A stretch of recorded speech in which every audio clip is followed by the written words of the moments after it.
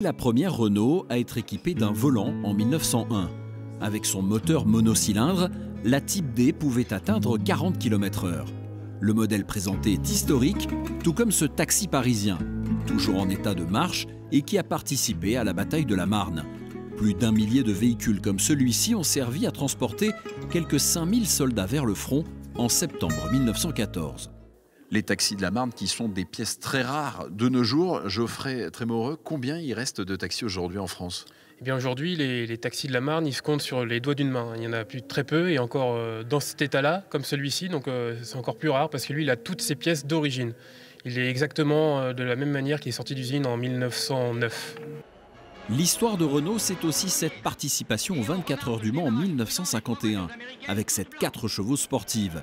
6 voitures comme celle-ci seront alignées sur la grille de départ et l'une d'elles remportera l'épreuve dans sa catégorie. Et une des pièces rares de cette exposition, c'est cette Formule 1 sur laquelle Fernando Alonso est devenu champion du monde pour la 2e fois.